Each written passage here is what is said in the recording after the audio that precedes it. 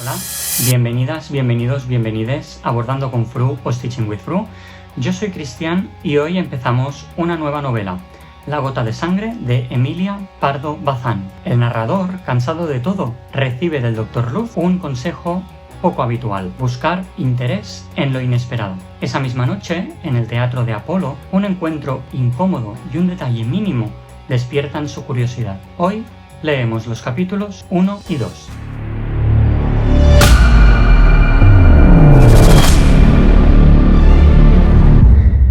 Capítulo 1.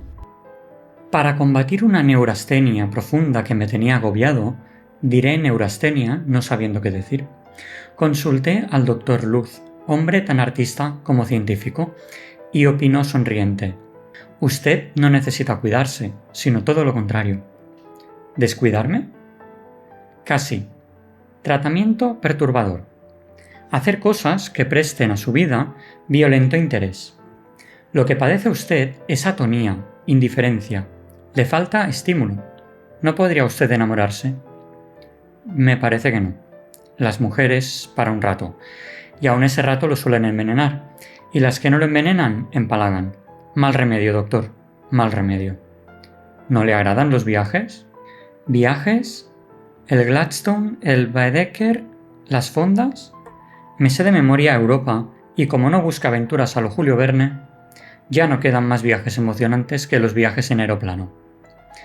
Pues no viaje usted por tierras, explore almas. No hay vida humana sin misterio. La curiosidad puede ascender a pasión. Para una persona como usted, que posee elementos de investigación psicológica. Agradecí el consejo, lo mismo que si hubiese de servirme de algo, y me fui convencido de que la ciencia, ante mi caso, se declaraba impotente. Aquella misma noche, a cosa de las 12, entré en el Teatro de Apolo y me senté en una butaca. Al hacerlo, pasé con el mayor cuidado por delante de los espectadores de mi fila, instalados ya. Creíame seguro de no haber molestado a nadie, y me asombró oír que uno de ellos, el más próximo a mí, me increpaba en alta voz. «Ya podía usted andar con cuidado, so tío». Mi sorpresa subió de punto, notando que quien así me trataba era un muchacho que solía encontrarme en el casino y en la peña, una persona conocida. Tal furia, sin motivo alguno, y la extrañeza que me causó, fue el primer chispazo que reanimó mi abatido espíritu. Al pronto pensé: ¿estará borracho? Pudiera confirmar la suposición el notar en el rostro de mi interlocutor la palidez y el brillo singular de la pupila que caracteriza el período álgido de la borrachera. Pero reiteró el insulto, profiriendo: ¡Con usted hablo! Y ni la voz ni el gesto tenían el titubeo de los ebrios. ¿Por qué buscaba camorra aquel individuo? La gente se fijaba, rumoreaba.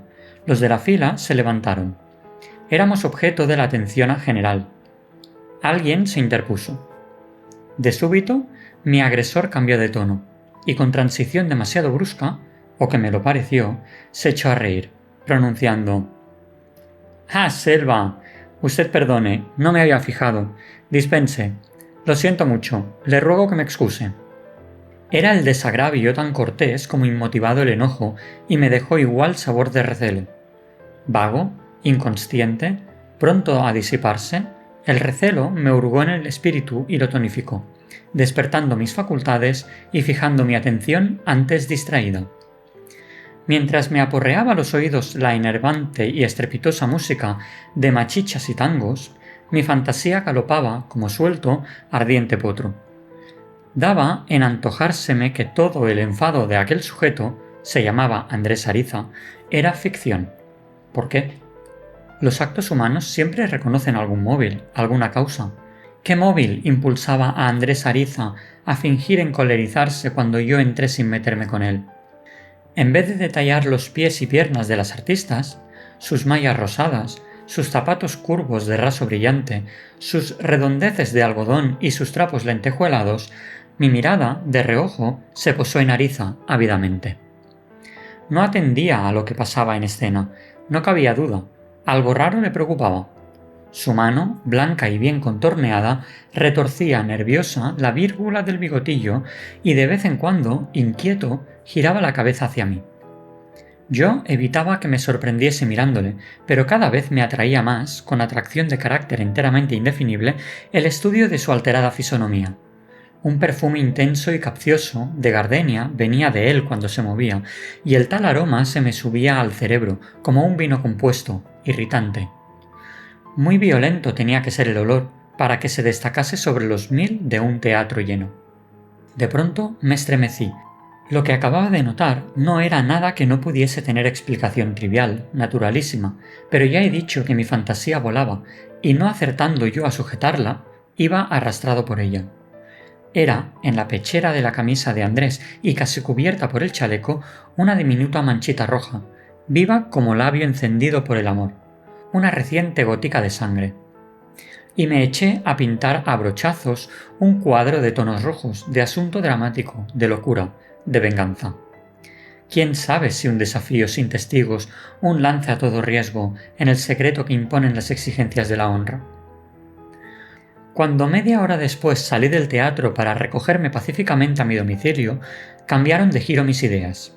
Sin duda, el raudal de aire de la calle de Alcalá, el aspecto de normalidad de las cosas que me rodeaban, el golfillo de siempre ofreciéndose a avisar al Simón, las mismas desarrapadas hembras brindándome, enronquecidas los diarios, los tranvías ya espaciados, la gente dispersándose entre un mosconeo de conversaciones humorísticas, desgarradas, achuladas, me devolvieron a la cárcel de la realidad vulgar, engendradora de mi tedio. Por unos minutos se me había figurado que algo extraordinario pasaba cerca de mí, produciéndome comezón novelesca. La hora en que me dominó tal impresión no era una hora de fastidio, sino de exaltación inquieta y acalenturada. Qué hervor y qué devaneo, por el arrebato de ira de un señor cualquiera, por una gotezuela de sangre que pudo saltar de las narices. Desgraciadamente, la mayor parte de las cosas tienen siempre explicación vulgar y prosaica, y la vida es un tejido de mallas flojas, mecánico, previsto. Nada romancesco lo borda. Encogiéndome de hombros, eché a andar.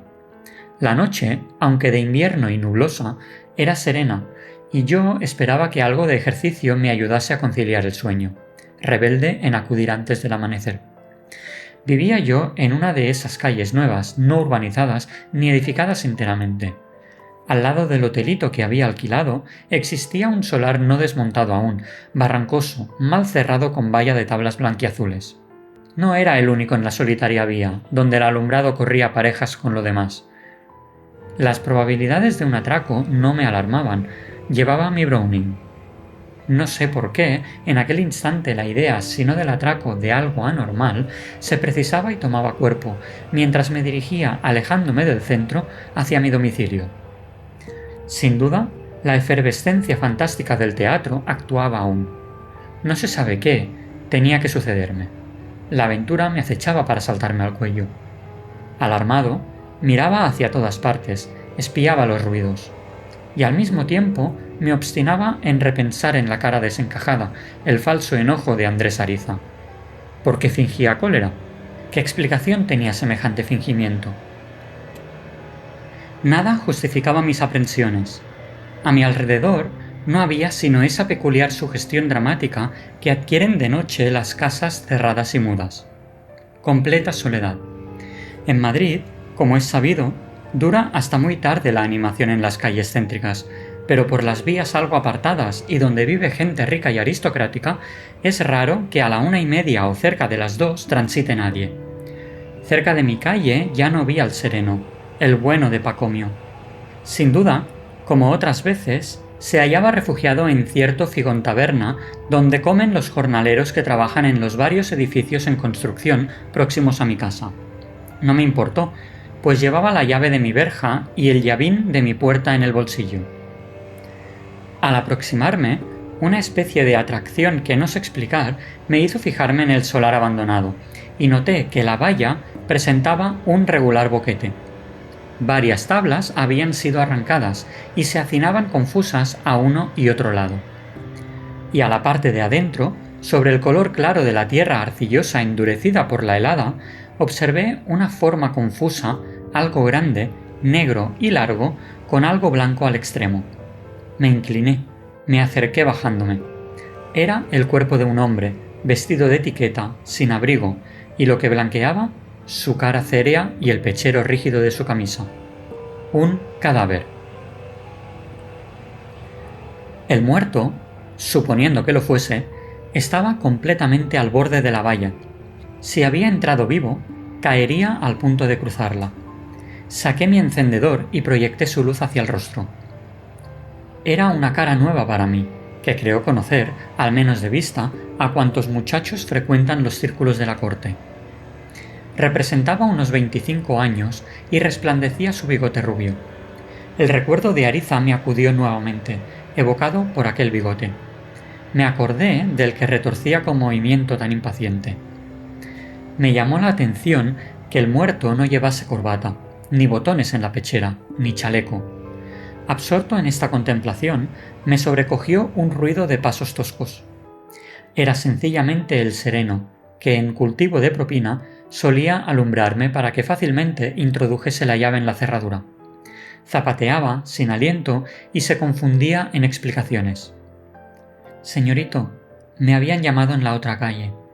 Abriendo estaba al señor conde de Marciela. En cualquier ocasión me hubiese reído de la excusa, porque conocidos los hábitos del enfermizo conde de Marciela, señor metódico y valetudinario, era sumamente verosímil que se retirase a tal hora. Pero no me sentía dispuesto a reír. Me volví hacia el Astur con un gesto de mandato. Tenga cuidado, no mienta. Hoy podría ser para usted un compromiso serio haber dicho cualquier cosa que no fuese la pura verdad. No trate usted de engañar a la justicia. En ese solar hay un muerto.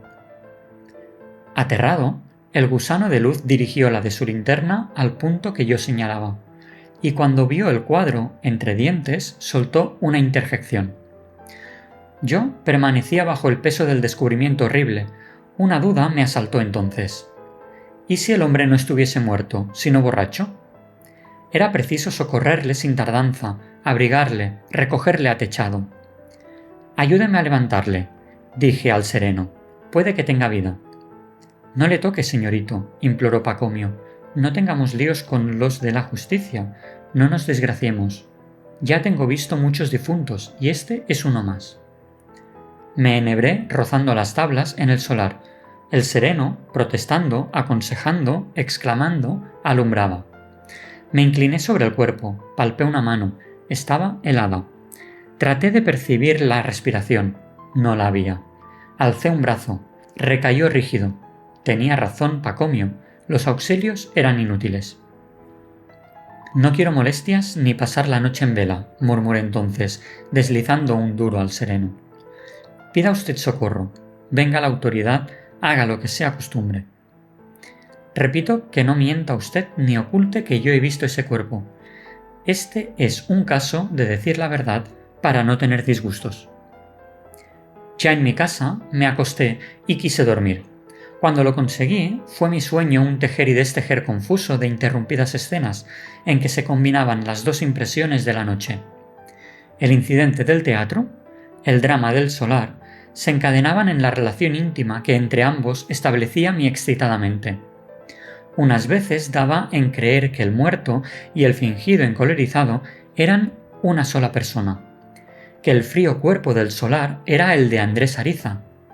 Otras, que Andrés Ariza lo descubría antes que yo y me acusaba, fundándose en la proximidad de mi vivienda al lugar donde aparecía la víctima. ¿Víctima? ¿Crimen? Despierto, no podía yo ni asegurar que lo fuese, porque no recordaba haber visto en aquel hombre lesión ni herida alguna. Sin embargo, la convicción del crimen originaba mi fiebre. Lo comprendía. Lo único que llegaba dentro, que rompía la gris uniformidad de la civilización, era el crimen. El sabor amargo y salado del crimen había quitado de mi paladar la insipidez del tedio. Solo el crimen podía conseguir interesarme. Me revolvía en la cama sobre espinas. Por mis venas corría azogue. ¿Por qué no había querido ver levantar el cadáver? Quizás para madurar mi ensueño, mi intuición misteriosa. Para meditar como meditan los visionarios, fuera de lo real que se ve, en busca de lo real que se esconde. Vamos ahora con una rápida pausa para la publicidad. Si te gusta tener compañía mientras bordas, mientras lees o mientras haces cualquier otra actividad, ya sabes que puedes suscribirte, darle a la campanita y marcar todas para que YouTube te notifique cuando subo un nuevo vídeo. También le puedes dar al like, puedes comentar abajo, que ya sabes que me encanta leerte, y si sabes de alguien a quien le puede gustar mi contenido, puedes compartir los vídeos con aquellas personas o en aquellos grupos en los que creas que pueda interesar. De esta manera vamos a ser cada vez más personas en el canal. Dejando de lado YouTube, también puedes seguirme en Instagram, donde comparto contenido de manera habitual, y también puedes unirte a la comunidad de WhatsApp. Toda esta información está en la cajita de descripción, así que muchísimas gracias por tu apoyo y seguimos con el vídeo.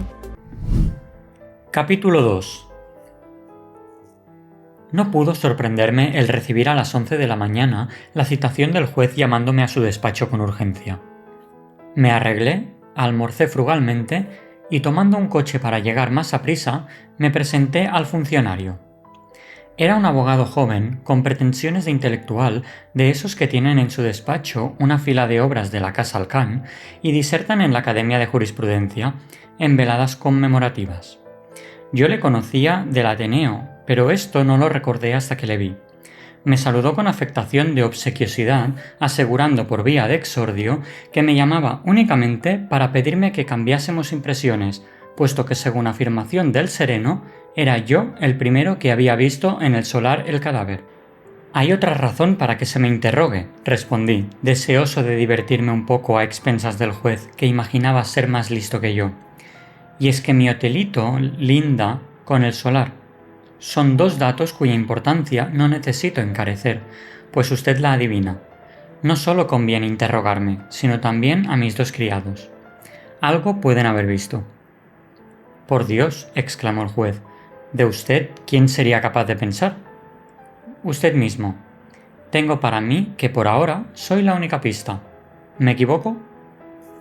Vamos, déjese usted de bromas, señor Selva, y hágame el favor, porque el asunto es serio, de no regatearme su preciosa cooperación.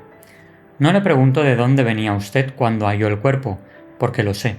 Venía usted del Teatro de Apolo, donde cuestionó con un muchacho, Ariza, que ocupaba la localidad inmediata. Cuestión baladí, Ariza se excusó y quedaron ustedes amigos. Veo que está usted bien enterado. Pregunte y le manifestaré lo poquísimo que conozco. Así lo hice, punto por punto. El juez me escuchaba ávidamente. ¿De suerte que usted no conoce al muerto? No recuerdo haberle visto jamás en parte alguna. ¿Es cuanto puede usted decirme respecto a su personalidad? En absoluto. Noté un rápido fruncimiento de cejas. Seguramente, Selva, tendremos que marearle a usted con motivo de este crimen. ¿Pero hay crimen?, exclamé con vehemencia casi gozosa. ¿Lo duda usted? Al mirar ayer el cuerpo no vi en él lesión ni huella de violencia. Es que... Perdone que le interrumpa. Adivino. No quiero que usted suponga que necesito la explicación. No se veía lesión porque le vestirían después de matarle. Debí suponerlo, cuando noté que ni llevaba corbata ni botones en la pechera. La cara del juez se nubló más. Empezaba a alarmarse. Su escama crecía visiblemente. Sentía en mí una fuerza que le obligaba a desplegar toda la suya, y acaso no le bastase ante un adversario tan dueño de sí y tan astuto. Vamos a poner en claro la situación, señor juez, continué, pidiéndole permiso con un ademán para ofrecerle un cigarro y encender otro. Usted sospecha de mí. Hace usted bien. En su caso, me sucedería lo propio. Insisto en que no hay rastros de otra pista, por ahora. El crimen no puede atribuirse a unos atracadores vulgares, porque los atracadores, si desnudan a un hombre en la calle, se han dado casos, no es para volver a vestirle. Su deber de usted es agotar los medios de establecer mi culpabilidad. Sin tardanza, creo que procederá usted a tomarme una declaración en forma. Por mi parte, tengo algo que advertir y que rogar a usted. La advertencia es que si usted, por ejemplo, dejándose llevar de sugestiones que pueden partir de la opinión alborotada y reflejarse en la prensa, me mete en la cárcel, será el modo de que este crimen no se averigüe jamás. Como favor amistoso, le ruego que me indique el porqué de esa afirmación, suplicó el juez. Muy sencillo, porque me he propuesto ser yo quien lo descubra, y se me figura que solo yo lo he de lograr. Quizá me ha sugerido tal propósito la lectura de esas novelas inglesas que ahora están de moda y en que hay policías de afición, o sea, detectives por sport. Ya sabe usted que así como el hombre de la naturaleza refleja impresiones directas, el de la civilización refleja lecturas. Usted es una persona demasiado culta para no hacerse cargo de esto. Y además, señor Selva, y perdone, usted necesita demostrar con claridad meridiana lo que por otra parte todos afirmaríamos, que es ajeno por completo a este suceso sensacional. Creo que no es eso lo que me impulsa. Eso se demostraría solo, y desafío a la autoridad a que pruebe lo contrario. Pero lo mismo da, el móvil no importa. ¿Le conviene a usted que le desenrede esta madeja? Entonces, sin faltar en lo más mínimo a sus deberes profesionales, auxílieme a su vez. Entéreme ahora de lo que no se ha reservado, de lo que la prensa de esta noche contará a todo Madrid. El funcionario vaciló un momento. Recelaba sin duda contraer serias responsabilidades. Al fin se decidió. Pregunte usted. ¿Quién es el muerto? ¿Se le ha identificado? Sí, se llama don Francisco Grijalva, es malagueño y solía venir a Madrid de cuando en cuando, a pasar unos días por los negocios de la casa azucarera en que ocupaba un cargo importante. ¿Persona de sociedad? ¿Soltero? ¿Rico? Algo de todo eso. Un muchacho bien y que trabajaba, y al cual se le auguraba un porvenir en los asuntos comerciales. ¿Tenía querida en Madrid o andaba a la que salta? No hemos llegado aún a dilucidar ese delicado punto. Veo que usted piensa que debe aplicarse el antiguo consejo buscad la mujer. ¿Tenía familia en Málaga? Una hermana casada, y el padre, un señor achacoso, que no podrá venir por sus padecimientos. ¿Cómo le mataron? ¿Qué golpes o qué heridas recibió? 2 heridas, de estoque, una de ellas bajo la tetilla izquierda, que habrá interesado el corazón. No se ha procedido aún a la autopsia. ¿Cómo se las compusieron ustedes para identificar? No ha sido difícil. Nosotros ya estamos familiarizados. Se preguntó en los hoteles de lujo si faltaba algún huésped.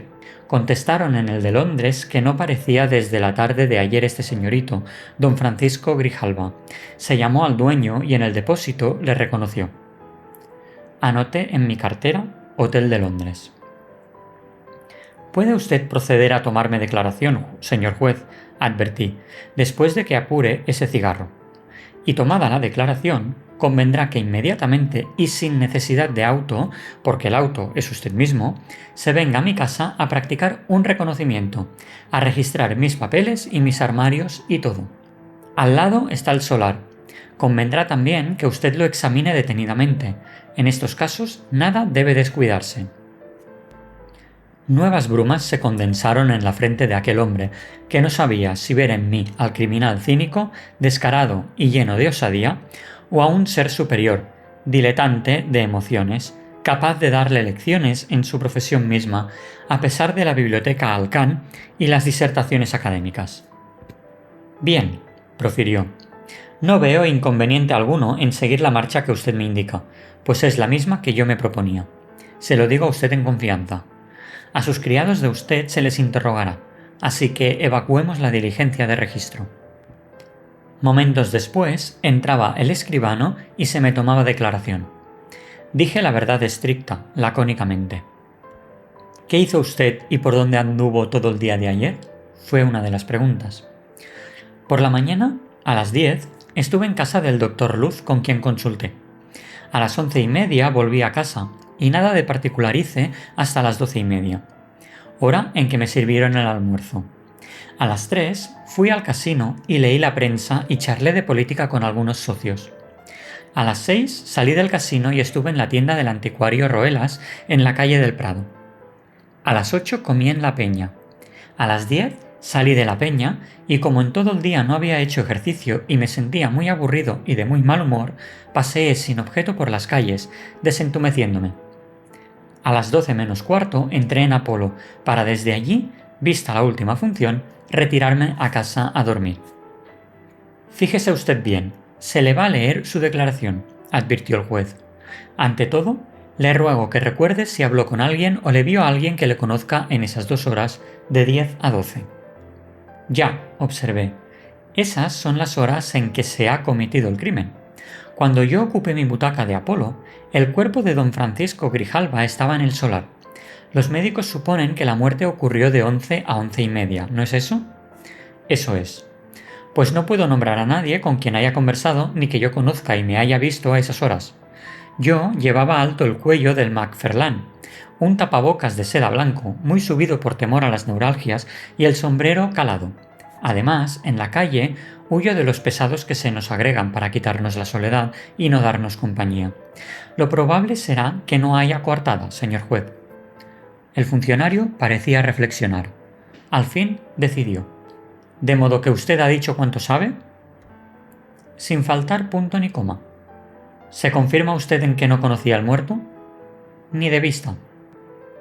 Me leyeron la declaración, que firmé, y ya extraoficialmente, el juez me interpeló. ¿Insiste usted en que descubrirá la verdad sobre este crimen que tan misterioso se anuncia? Un momento dudé. Iba a comprometerme a algo que probablemente no podría realizar. Tal vez antes, al jactarme de descubrir el crimen, había procedido a impulsos de esa fanfarronería o gasconada que tanto abunda, aquí donde el individuo, no auxiliado por la sociedad, cree llegar a todo por sus propias fuerzas y llega a veces. ¿Qué medios tenía yo para desgarrar el denso cendal? Y sin embargo, allá en mi interior advertía 2 estímulos. El primero, que descubrir el crimen quizá me interesaba personalmente. Y a no descubrirlo yo, la justicia llevaba trazas de caer en una zanja honda. El segundo, que creía saber, de un modo obscuro, borroso, por artes singulares o por presentimientos casi increíbles, algo del sombrío hecho. ¿Qué diablos? Reaccioné mentalmente. Soy hombre de inteligencia y cultura, desocupado, y que además siente el inexplicable golpeteo de la corazonada. El drama me ha interesado en su primer acto. He de intervenir en el desenlace. El caso es que desde ayer no me aburro. ¿Cuándo empecé a no sentir el peso del fastidio? ¿Cuándo solté el yugo de plomo? Recordé. No me aburría desde el punto en que en el teatro Andrés Ariza me injurió. Volví a ver su rostro demudado, alteradísimo, y la centella de granate de la gota sangrienta sobre la blanca pechera volvió a herir mis ojos. Resuelto, me encaré con el juez. Insisto en que lo pondré todo en claro, si se me ayuda con buena voluntad, con amplitud de espíritu, dándome facilidades, atendiendo a mis indicaciones y no prendiéndome todavía. Dispuesto estoy a hacerlo, concedió el juez, pero usted no ignora que sobre mí pesan deberes y responsabilidades. No me pida usted sino lo que quepa en mis atribuciones. Usted verá, en la medida en que se me auxilie, prosperará mi indagatoria. ¿Está usted conforme en que procedamos al registro de su casa inmediatamente? Lo ha solicitado usted, respondió de un modo evasivo el funcionario. Y vuelvo a solicitarlo. Si usted quiere, salgo delante, tomo un coche, y usted, señor juez, en otro, me sigue. A mi puerta le aguardo. No conviene que desde aquí nos vean ir juntos, se nos vendrían encima 1000 curiosos. Convino en ello y me despedí. Hasta ahora. Afuera, en los pasillos, aguardaba un grupo de reporteros judiciales, alborotados con lo que el crimen parecía que iba a dar de sí y la tela de artículos e informaciones que se anunciaban, que intentó detenerme. Cortésmente me escurrí. No ocurría nada que mereciese referirse, les dije con amables fórmulas. Todo seguía envuelto en misterio impenetrable. 2 fotógrafos, entre tanto, me enfocaron. La luz era escasa, y espero que por tal retrato no será fácil reconocerme. Y hasta aquí los capítulos 1 y 2 de La gota de sangre, del tedio a la sospecha. Y la historia se pone en marcha. En el próximo capítulo de Bordalee seguimos con esta misma novela a partir del capítulo 3. Coméntame abajo qué te intriga más por ahora, ¿el consejo del Dr. Luz o ese detalle que no encaja? Nos vemos. Hasta pronto.